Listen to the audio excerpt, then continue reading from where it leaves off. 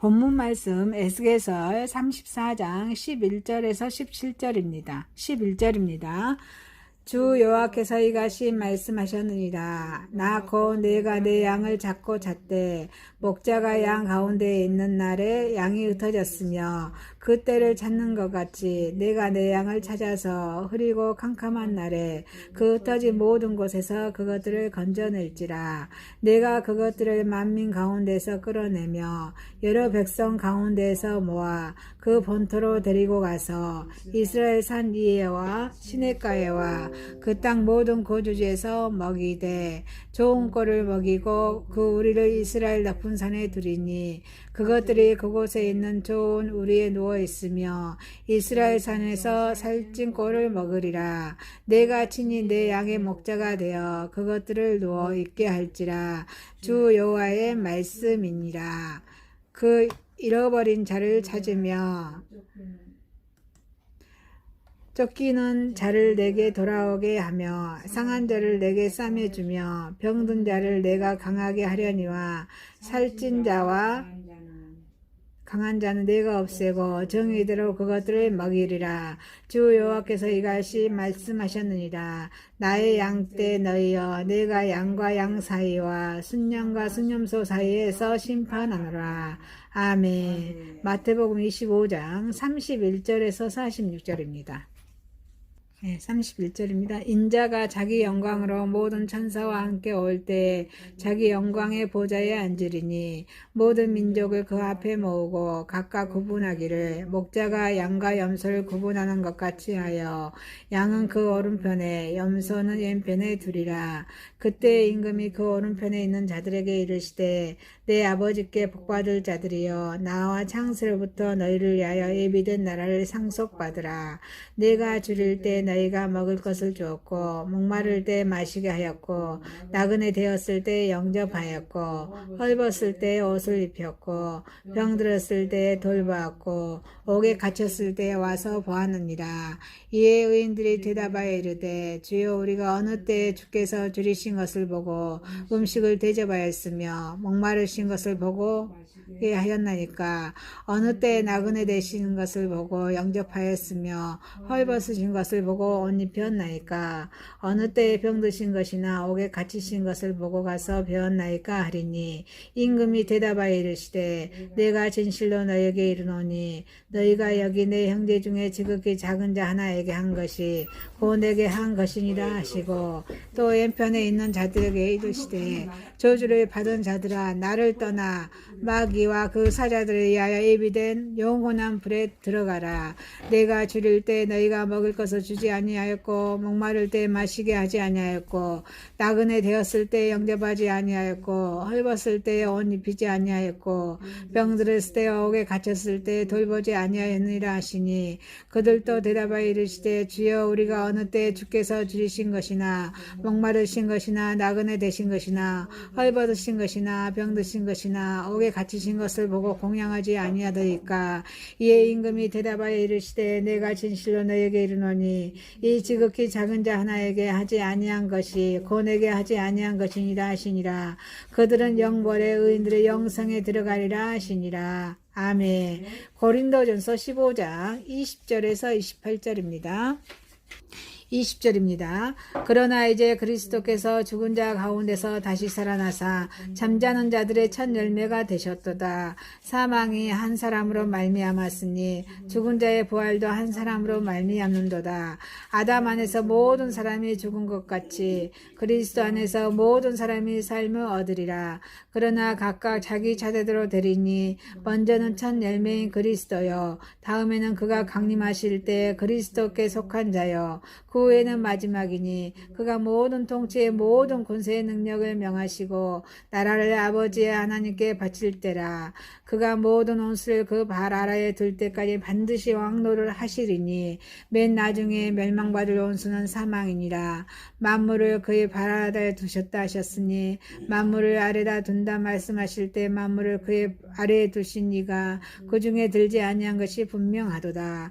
만물을 그에게 복종하게 하실 때에는 아들 자신도 그때 만물을 자기에게 복종하신 이에게 복종하게 하리니 이는 하나님이 만유를 주셔서 만유 안에 계시려 하심이니라. 아멘. 에스겔서 34장 11절에서 17절, 마태복음 25장 31절에서 46절, 고린도전서 15장 20절에서 28장 8절 본문의 말씀으로 제목을 흩어진 양을 모으시는 하나님이란 제목으로 은혜를 받고자 하겠습니다. 자, 첫 번째, 흩어진 양을 모으시는 하나님이십니다. 자, 에스겔서 34장의 11절에 17절 본문은 이스라엘 백성들을 바벨론 포로로부터 해방시켜서 고향 땅인 유다로 돌아가게 하는 것은 이스라엘 백성들을 양으로 생각하고 계시는 하나님의 목자 같은 심정에 의하여 달성된 것이라는 말씀입니다.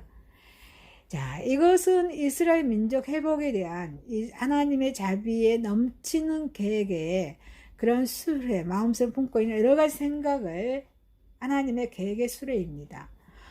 하나님과 이스라엘, 하나님과 인간과의 관계는 목자와 양의 관계입니다.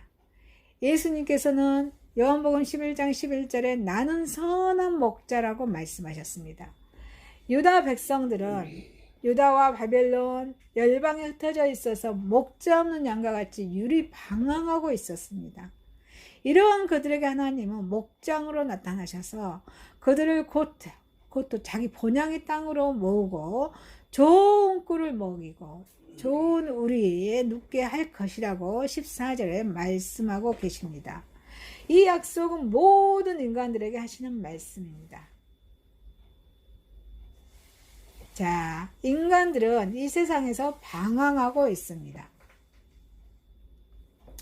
그들이 돌아가야 할 고향은 하나님의 나라입니다. 아멘이십니까?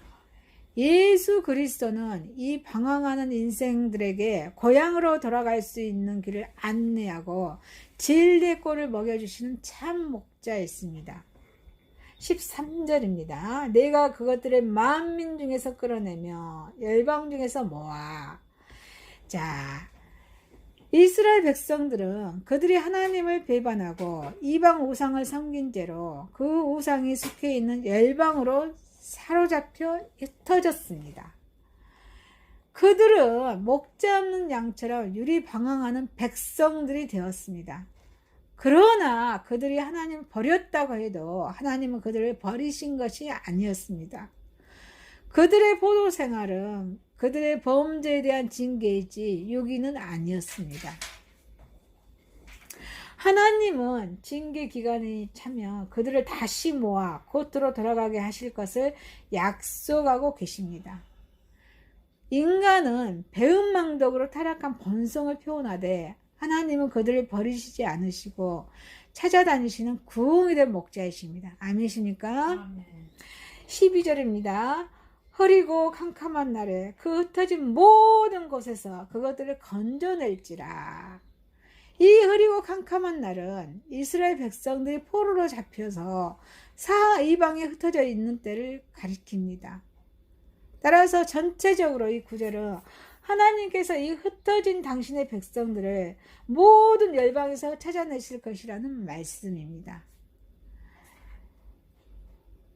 마태복음 18장 12, 13절에 99마리의 양을 놓아두고 잃어버린 한 마리의 양을 찾는 심정으로 하나님은 이스라엘 백성들의 모든 열국으로부터 찾아 모으실 것입니다. 이렇게 양을 찾으시는 하나님의 심정은 예수 그리스도에 의해 더욱 극명하게 표현되었습니다. 그것은 하나님의 그 아들 예수, 구원을 완성하신 예수님을 생명을 버리시기까지 잃어버린 양을 찾기 위해서 십자가의 피를 흘려 부심으로 나타내셨습니다. 십자가의 피를 흘리심으로 나타내셨습니다. 우리를 구원으로 인도하신 성령님께서는 오늘도 잃어버린 양을 찾기 위해서 역사하고 계십니다. 그래서 12절 말씀하십니다. 내가 내 양을 찾아서 흐리고 캄캄한 날에 그 흩어진 모든 곳에서 그것을 건져낼지리라. 이렇게 흐리고 캄캄한 날은 고통과 환난의 날입니다. 이 환난의 날에 하나님은 당신의 이름을 부르는 자를 구원하실 것입니다. 아멘이십니까? 사도행전 2장 21절 누구든지 주의 이름을 부르는 자는 구원을 받으리라. 하나님을 부르는 방법은 회개와 믿음입니다. 회개하는 자의 기도에 하나님은 귀를 기울이십니다. 믿는 자의 기도를 하나님은 경청하십니다. 그래서 16절 말씀하십니다. 상한 자를 내가 싸매어 주며 병든 자를 내가 강하게 하려니와. 그래서 하나님은 치료하는 여호와시니라 라고 말씀하십니다. 출애굽기 15장 26절에 치료하는 여호와시니라 라고 말씀하고 계십니다. 영혼의 병과 육체의 병을 다 치료하시는 하나님이십니다. 그래서 예수 그리스도의 구원은 전적인 구원입니다. 13절에 그 본토로 데리고 가서 이스라엘의 산 위에와 시냇가와 그 땅 모든 거주지에서 먹이되 이스라엘 백성들에게 있어서 가장 좋은 거주지는 유다입니다. 자기 나라 이상 살기 좋은 나라가 이 세상에 없습니다. 왜냐하면 그곳에는 자유가 있기 때문입니다. 양들에게 있어서 가장 좋은 우리는 자기가 전에 살던 우리입니다. 성도에게 있어서 가장 좋은 우리는 자기의 임무를 수행하는 장소입니다. 보다 더 좋은 주님께서 예비하신 하늘의 집입니다. 거기에는 안식이 있기 때문입니다. 14절에 좋은 꼴로 먹이고 살찐 꼴을 먹이리라. 이스라엘 백성들에게 있어서 좋은 꼴은 율법입니다. 모든 인간들에게 있어서 좋은 꼴은 복음입니다. 아멘이십니까? 그래서 저와 여러분에게 있어서 좋은 꼴은 무엇일까요? 하나님의 말씀인 신구약의 성경의 66권 하나님의 말씀입니다. 흩어진 양을 모으시는 하나님과 저와 여러분 동거하는 저 여러분 되시길 주님의 이름을 축원드립니다. 두 번째입니다. 그러면 흩어진 양을 모으시는 하나님께 왜 저와 여러분은 봉사하기가 어려울까요? 왜일까요?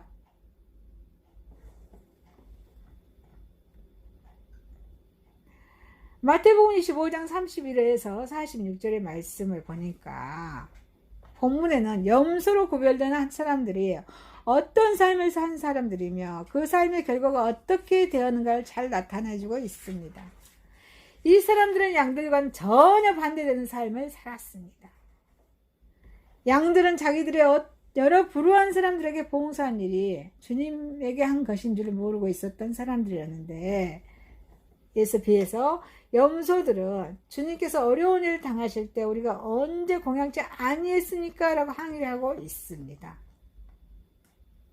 그들은 주님의 그런 어려운 일을 당하실 분이 아니라고 생각하고 있었고 또 사람들을 위하여 봉사하는 것은 전혀 그들의 관심 밖의 일이었습니다. 그러면 그들은 왜 이웃의 아픔에 동참할 수가 없었을까요? 그들은 어찌하여 봉사할 수가 없었던 것입니까? 자, 그들은 죄에서 해방되지 못했기 때문에 이웃에 대한 봉사를 할 수가 없었던 것입니다. 죄 아래에 있는 인간의 본성은 이기주의에 입각하고 있습니다. 모든 것이 자기 중심적입니다. 그들에게 있어서는 이타주의적인 그 이선입니다. 인간이 어떻게 이타주의일 수가 있는가? 그것은 거짓이다.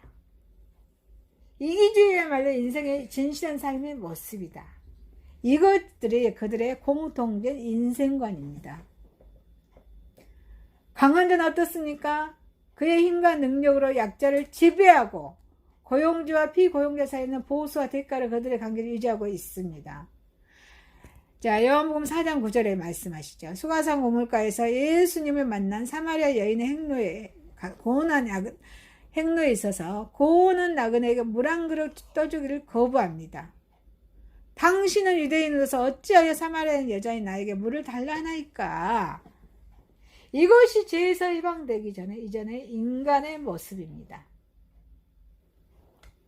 이 속죄는 은총을 입지 못한 사람은 결코 남을 위해서 희생하고 봉사할 수가 없습니다. 그래서 예수님께서 말씀하십니다. 마가복음 10장 45절에 인자가 온 것은 섬김을 받으려 함이 아니라 도리어 섬기려 하고 자기 목숨을 많은 사람들의 대성물에 주려 함이니라. 누구든지 크고자 하는 자는 섬기는 자가 되어야 하고 누구든지 으뜸이 되고자 하는 자는 모든 사람이 종이 되어야 한다고 마가복음 10장 43절 44절 말씀하십니다. 한번 찾아서 읽겠습니다.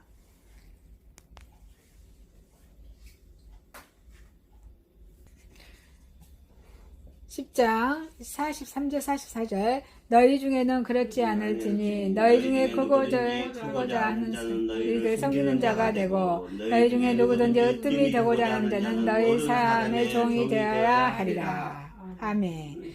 기독교의 2000년 역사의 모든 위대한 봉사자들이 모두 다 속죄의 감격이 그들로 하여금 철저한 자기 희생의 봉사자가 되게 한 것입니다. 자, 속죄를 자, 그 다음에 또 봅시다. 왜 봉사하지 못한가? 혈연에서 해방되지 못했기 때문이 그럽니다. 혈연. 죄에서 해방되지 못한 사람은 혈연에서도 해방될 수가 없습니다. 그들의 관심은 오로지 뭐였을까요? 자기와 자기 가족들 뿐입니다. 가족들을 사랑하는 그 사랑도 따지고 보면 자기 사랑의 연장에 불과합니다. 동물들이 새끼를 사랑하듯 그들의 가족 사랑은 동물적인 것이고 또 본능적인 것입니다.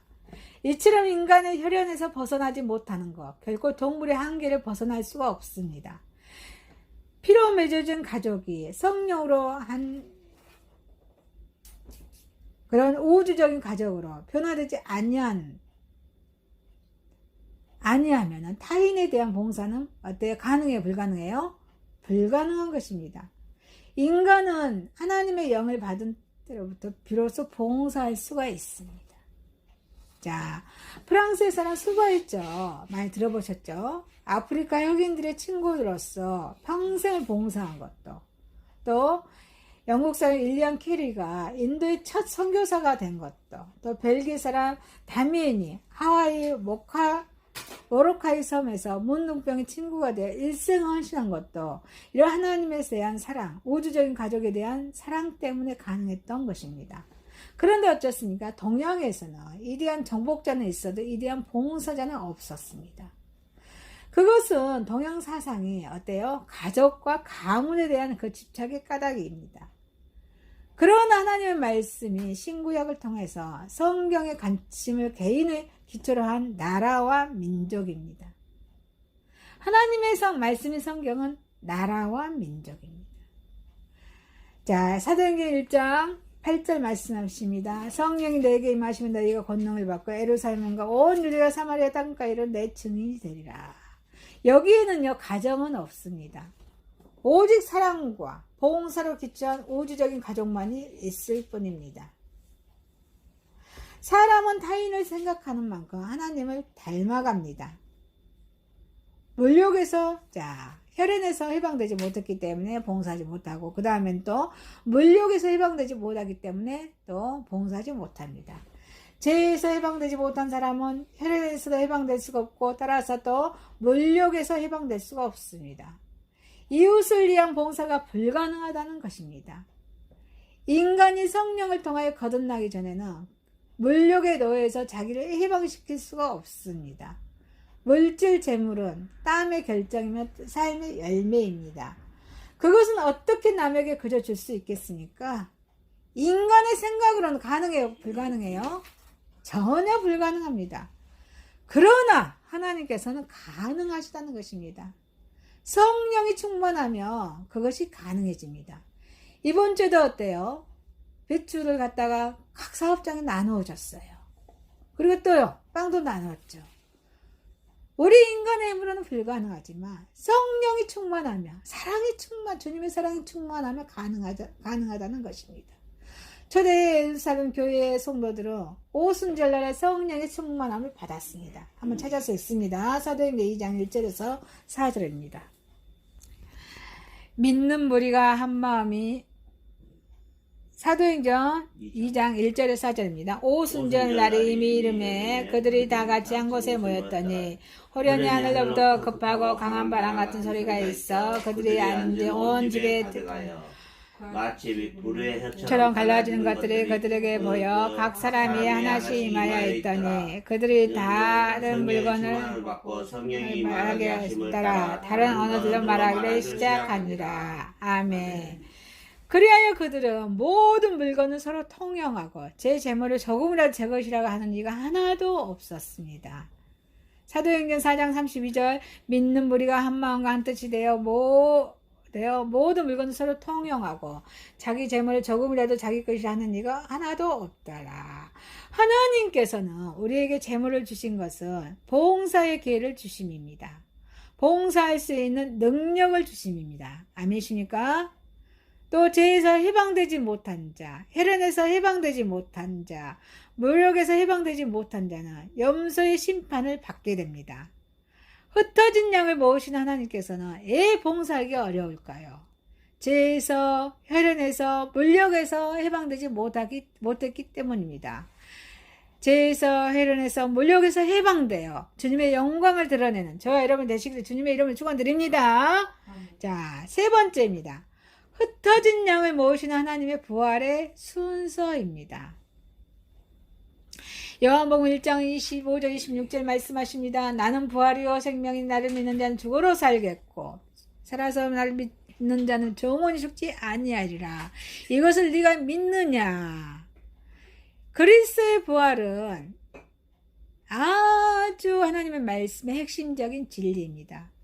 우리 기독교는 그리스도의 부활에 의해 세워졌습니다. 그리스도의 부활이 없는 기독교는 상상할 수가 없습니다. 그래서 사도 바울은 그리스도께서 만일 다시 살지 못하셨으며 우리 전파하는 것도 헛것이요 또 너희 믿음도 헛것이라고 고린도전서 15장 14절의 말씀에 강조하고 계십니다. 그리스도의 부활은 복음의 심장입니다. 그리스도의 부활의 문제는 기독교의 가장 본질적인 핵입니다. 바울이 본문에서 부활의 순서를 언급하는 것은 정말 중요한 것입니다.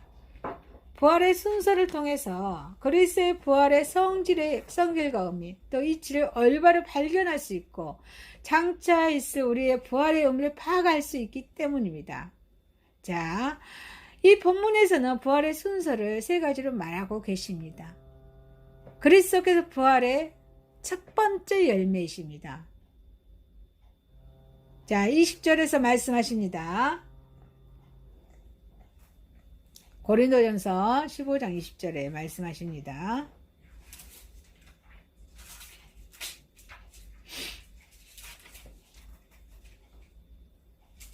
그리스도께서 잠자는 자를 첫 열매라고 말합니다.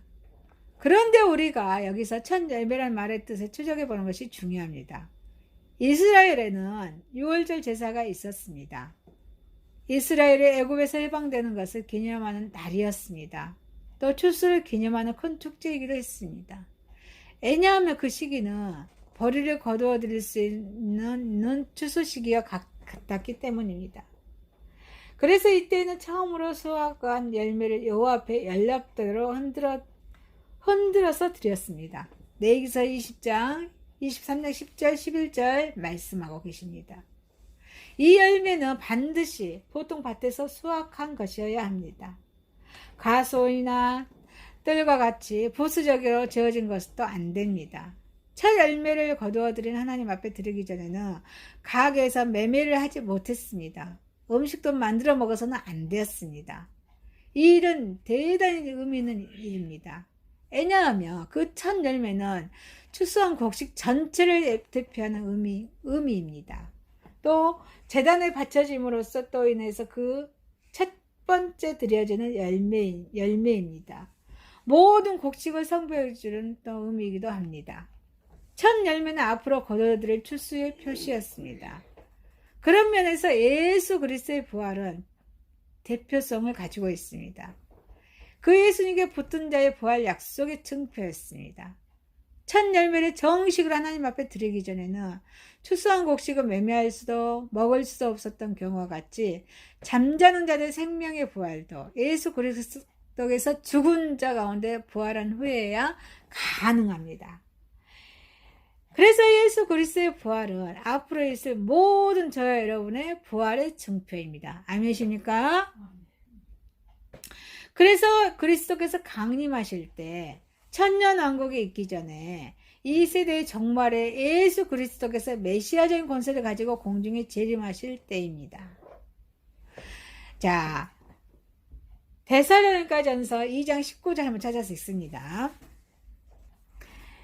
2장 19절 우리의 소망이나 기쁨이나 자랑의 면류관이 무엇이냐 그가 강림하실 때 우리 주 앞에 너희가 아니냐. 4장 15절 읽습니다. 우리가 주의 말씀으로 너희에게 이것을 말하노니 주께서 강림하실 때까지 우리 살아있는 남아있는 자도 저보다 결코 앞서지 못하리라. 예수님께서 공중에 재림하실 때 먼저 믿음으로 살다가 잠자는 자들을 일으키실 것이며 동시에 모든 믿는 산 사람을 이끄실 것이라고 또 말씀하십니다. 데살로니가서 4장 13절에서 18절에서 말씀하고 계십니다. 그리고 예수님께서는 이 사건을 생명의 부활이라고 말씀하십니다. 요한복음 5장 39절 29절에 생명의 부활이라고 말씀하십니다. 그러나 그리스도께서 왕권을 가지고 심판하시기 위하여 강림하실 때 첫째 부활에 참여하지 못한 자는 땅에 남아있어서 환난을 당하고 또 심판의 부활에 처하게 될 것이라고 요한복음 5장 29절 요한계시록 20장 11절에서 15절 말씀하고 계십니다. 땅에 남아있는 자 뭐예요? 심판의 부활에 처할 것이다 라고 말씀하십니다. 그리스도와 연합한 자는 생명의 부활에 참여합니다. 아멘이십니까? 아멘. 자, 모든 사람이 아담 안에서 죄인이었던 것처럼 그리스도 예수 안에 있는 모든 사람이 죄에서 해방을 받습니다.